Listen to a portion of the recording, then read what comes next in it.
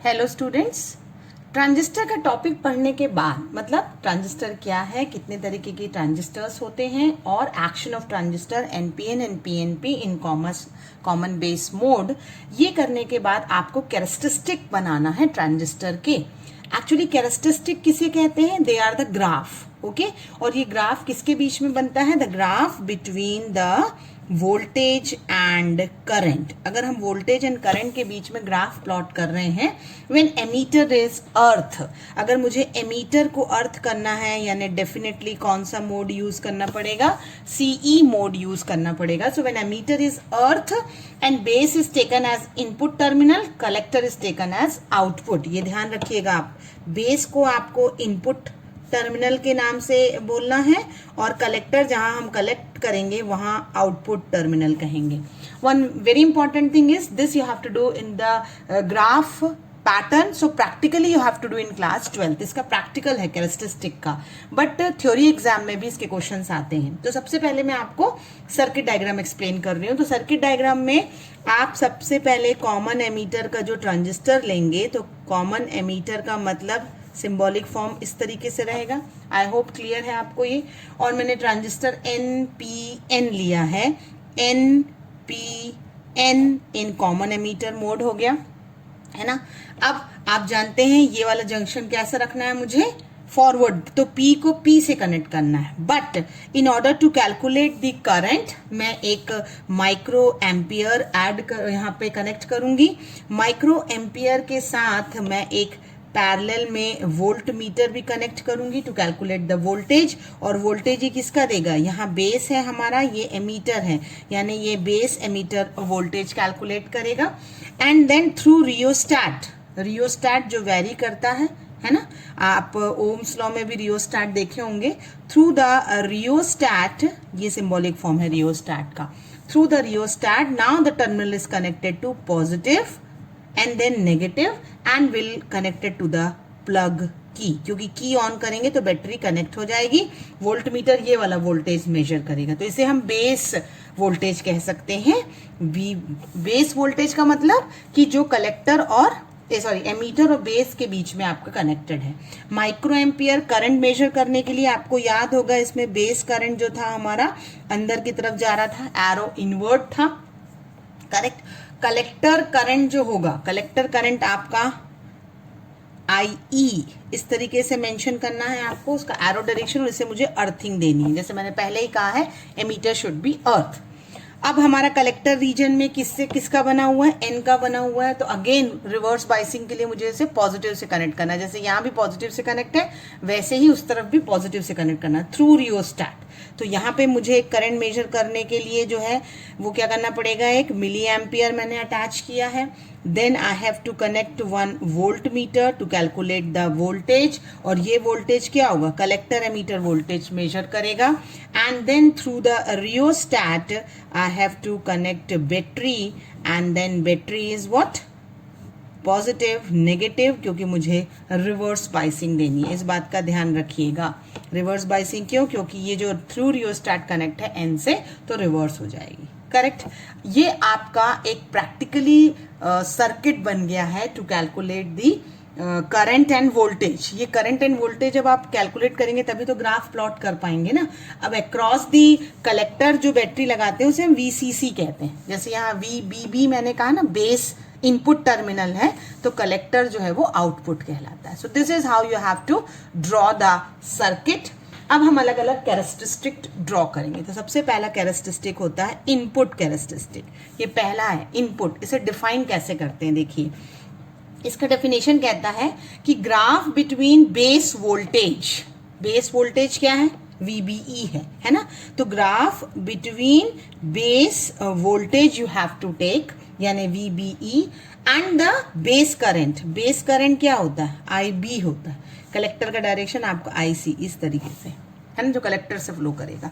तो base voltage यानी आपका जो ये बैटरी वोल्टेज लगी हुई है, वैरी करेंगे रियोस्टैट से हम प्लग की ऑन करके, और जैसा बेस करंट आपका ये माइक्रो एम्पियर मेजर कर रहा होगा वो IB होगा। इन दोनों के बीच में हमें ग्राफ प्लॉट करना है for the different constant value of collector voltage different constant value of collector voltage क्या है, VCE है, जो मुझे यहाँ मैंने अटैच कर रखा है, यानी इसे मैं कांस्टेंट वोल्टेज पे करती जाऊंगी। सपोज मैंने कहा 1 वोल्ट, फिर मैं वैरी करूंगी तो मुझे इन दोनों के बीच में ग्राफ प्लॉट करना है। फिर इसे मैंने कहा 2 वोल्ट, तो फिर इन दोनों के बीच में ग्राफ प्लॉट करना है। इसका मतलब वोल्टेज एंड करंट जो है वो इनपुट सेक्शन का है और कलेक्टर को मुझे कांस्टेंट करते जाना है हर एक वोल्टेज के लिए।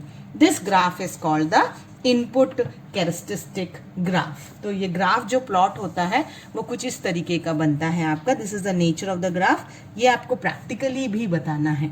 तो ये मेरा वोल्टेज है और वोल्टेज कौन सा था, बेस वाला था, इजंट इट। करंट, ये मेरा बेस करंट है जो मैं वाई एक्सिस में प्लॉट करूंगी। तो जैसे मैंने आपसे कहा ना कि एक पर्टिकुलर वोल्टेज मुझे लेना है कांस्टेंट, और वो कांस्टेंट कौन सा होगा, कलेक्टर का होगा। एक VCE जैसे मैंने मान लीजिए एक वैल्यू सेट कर दी 2 वोल्ट, तो 2 वोल्ट के लिए जब मैं वेरिएशन देखूंगी तो धीरे धीरे धीरे मेरा वेरिएशन जो है वो बढ़ता चला जाता है ना। वोल्टेज बढ़ाने से करंट जो होता है वो बढ़ता है। That is one value. फिर वैसे ही मैंने फिर ये VCE कांस्टेंट है मेरा, जैसे मैंने 2 वोल्ट कहा आपसे, अगर मैं उसको फिर 3 वोल्ट कर देती हूँ, फिर मेरा कर्व जो है वो स्टार्ट होगा और धीरे धीरे उसकी वैल्यू वैरी करेगी। So this is the nature of curve in input characteristic की different voltage of VCE you have to plot the curve between VB and IB। इसका एक किट होता है, उस किट में सिर्फ आप रियोस्टैट को मूव करते जाइए और वैल्यू वोल्ट मीटर और माइक्रो एमीटर से नोट करके लिखते जाइए। Plot the graph, you will get the result. Correct. This is called the input characteristic curve. अब मैं दूसरा बताने वाली हूं। तो सेकेंड कैरेक्टरिस्टिक होता है वो कहलाता है, सेकेंड कैरेक्टरिस्टिक है आपका आउटपुट कैरेक्टरिस्टिक कर्व। इसका डेफिनेशन देखिए ध्यान से। आउटपुट कैरेक्टरिस्टिक कर्व कहता है the graph between collector voltage and collector current. तो कलेक्टर वोल्टेज कौन था हमारा, VCE था। तो graph between collector voltage and collector current IC keeping your base current at different constant value। यानी मुझे बेस करंट को जो है IB को है वो बार बार वैरी करना पड़ेगा रियोस्टैट से। जैसे मैंने प्रीवियस केस में इस वोल्टेज को कांस्टेंट रखा और इन दोनों के बीच में ग्राफ प्लॉट किया। सिमिलरली अब मैं बेस करंट को क्या करूंगी, कांस्टेंट रखूंगी और वोल्टेज एंड करंट के बीच में, कौन सा voltage, collector voltage and collector current के बीच में ग्राफ प्लॉट करूंगी। This is what called output characteristic curve. तो इस कर्व का जो नेचर होता है, हाउ टू प्लॉट इज, यहाँ आपने कहा VCE, करेक्ट, यहाँ आपने कहा IC। तो आप अलग अलग बेस, जैसे मान लीजिए आपने 50 माइक्रो एम्पियर का बेस लिया है, तो बेस करंट के हिसाब से जब आप करेंगे थोड़ा सा करंट में चेंज आता है यानी बढ़ता है, and then automatically the values become constant. ये इसका कर्व आता है। फिर मैंने मान लीजिए बेस को 100 माइक्रो एम्पियर कर दिया, तो फिर थोड़ी सी वैल्यू जो होगी आपकी बढ़ेगी and then again it will become a constant. तो जैसे मैंने कहा नहीं, 50 माइक्रो एम्पियर के लिए ये 100 ये मेरा बेस करंट है जो कांस्टेंट है, और उसमें मैंने वेरिएशन कैलकुलेट करना है कलेक्टर एंड कलेक्टर वोल्टेज पे, collector current and collector voltage. This is called the output characteristic for the transistor. Okay तो आउटपुट कैरेक्टरिस्टिक्स के लिए ये ध्यान रखिएगा कि कलेक्टर करंट जो होता है वो थोड़ा सा पहले बिगिनिंग में रैपिड चेंज करता है और मोर और लेस थोड़ी देर बाद वो इंडिपेंडेंट हो जाता है ना। तो मतलब वैल्यू जो होती है सिमिलर कांस्टेंट हो जाती है।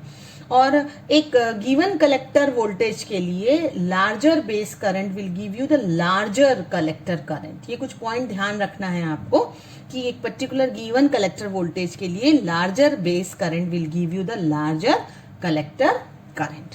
ये दोनों आपको input output characteristic curve plot करना पड़ता है प्रैक्टिकली भी और आपको थ्योरेटिकली भी पूछते हैं।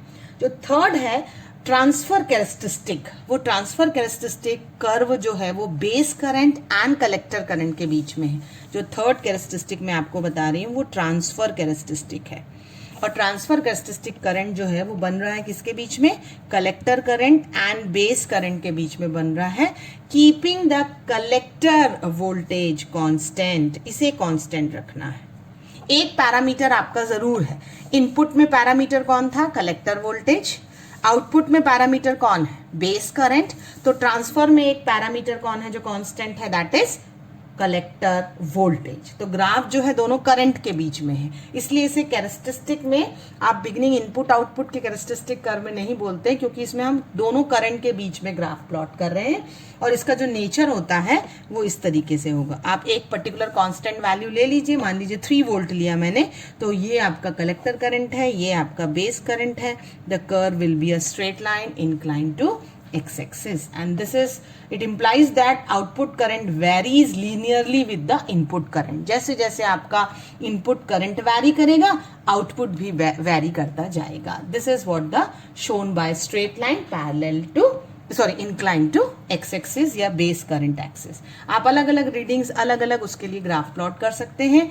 सो आई होप स्टूडेंट आपको ट्रांजिस्टर का पूरा टॉपिक क्लियर होगा. हमने एक वीडियो में देखा है कि what is transistor and what are the types of transistor. फिर हमने देखा है what is an action of transistor. Then I have taught you how to draw the different circuit for the transistor and finally the characteristic of the transistor. अब मेरा जो अगला video upload होगा that will be transistor as an amplifier. Thank you, students.